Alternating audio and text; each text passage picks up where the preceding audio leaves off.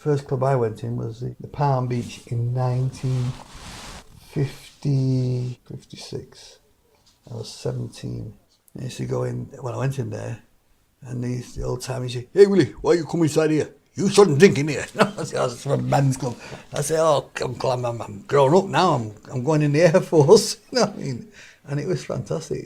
And then later on, as the years went by, the Palm Beach became the Reno at the time. But never went drinking. Wasn't going drinking. We'd go dancing, jiving. We'd go to the Monton House. That was our favourite haunt. The Monton House. Play cards, dice, shebeen. Oh, all sorts. The Monton House was on Monton Street, wasn't it? Yeah. Right. That was great. I mean, police used to come in there, and they used to come in there, and whoever owned the place, the clubs and all that, the police would come in, they'd get a few free drinks, and I don't know, probably got a few bob as well, but we knew all the people, we had informers in Moss Side in them days, and there were black informers, and they used to inform on one another, and this and I inform on one of those clubs and that. And we all knew, everybody knew who was the informers, because they used to come to them especially. And can you mention any of the people you saw in the Nile or the Reno? Oh, well, one or two, like the Platters, and most famous person was Muhammed Ali. And that was about 19... Oh, God. I know he was a world champion then. Yeah. I mean, he's younger than me, so I mean, but he came to, when he won the world championship, he came to Manchester one time, and he came up to the Nile, and it was part of, I suppose it was sort of like there wasn't many black quarters in that sense, so they brought him to the Nile, and everyone was fussing about him. I'm not one of these for making fuss at people. I just watch and listen, and some people, they're into him and really making a nuisance of themselves. Anyway, and he was going, and I was stood back, and I just stood back.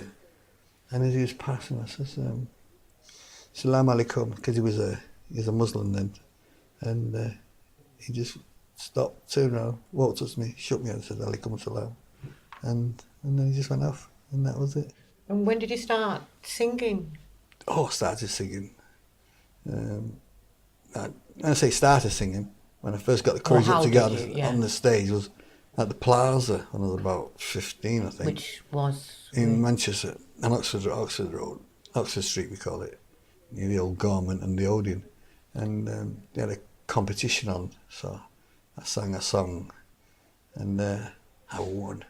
Nat King Cole, Billy Eckstein, Sammy Davis, them are the early singers, and but they was Brooke Benton and Nat King Cole were my favourites at the time. There was lots of black singers, but they used to have these stateside singers, American singers, and they used to do songs like, if I can remember this, "I'm not no at all, don't know why the trees are tall, don't know why there's morning too, I only know that I love you, ba-ba-da-do, ba-da," things like that, and but they're like falsetto songs, and I used to love them. And but then again, gradually, I started singing. People say, when I was singing in places, people say, "If you were black, you'd make it." I'd been told. A woman comes to me one day and says, "If you were black, you'd make it," and another said, "Hey, you sound like a black man." I just laughed. And told my mates and laughed, because it was comical to us. How old were you when you kind of left off Moss Side? Did you move out of the area at any point? No, you lived there till you were how old then? Well, I probably left Moss Side when I was about 30. And because my wife come up from work, my wife says, "We've got a house." I said, "Don't tell me it's Wythenshawe." She says, "Well, it's an house in..." I said, "I hated Wythenshawe." I didn't hate it, but it's just so far away. And everywhere I had to go was come on the bus and go back to work and everything. Anyway, after a few years of that, and the wife threw me out. And then I came back to Moss Side. I've been there ever since till I came to live in this place where I'm at now. So I've more or less been Moss Side all my life. So when you came back to Moss Side, where did you live then? just on Upper Lloyd Street. Yeah. And they built flats and everything. They were lovely flats, but the only thing I didn't like was the bloody cockroaches. we used to have one of the lads in my side, you know, one of the, Junior Williams, his name was. I was a Williams and there's Junior Williams, which was no relation, but we were cousins and everything. And I called his mother and father auntie and uncle. And we used to call ourselves Shine Boys. We were Shine Boys. And this is Liverpool boys say Shine Boys, we were Shine Boys. And any other mixed race boys, we call ourselves half-caste boys, we were Shine Boys or Shine Girls. This is what I was even to Cheetah Mill. And we used to go in his house and they'd have a gas mantle and he'd get a match out and he'd say, what's this? He'd pull the gas on it, it's like, and all of a sudden the ceiling would just move like waves. And there were cockroaches, and they'd fall down on the floor and everything. And he was dancing on them with his bare feet. Oh, we all ran out of the bloody house. He was a genius. No one went bloody crazy at the end. Was there a lot of racism in the community? No. There was places where black people went. Well, my dad, you know, when I was a kid, there wasn't that many black people about, but they weren't. You couldn't go in certain pubs. Didn't want black people in the pubs. But anyway, finally, people did go in, and my mum's sister's husband, they were all white, you know, and they took my dad in a pub and they said, so-and-so, if you don't come in, we don't come in, this and that, and then gradually, and a woman couldn't go in a pub without a hat on.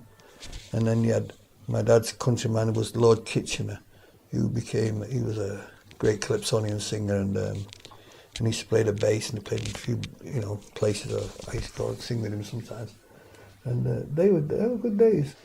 But then again, I remember one place. I was working at this club, and never saw any black people come in there. And it was in Hume, and one day my mate, who's dead now, he's John Davis, his name was, and I took him to this club. I said, we're going to the club where I work.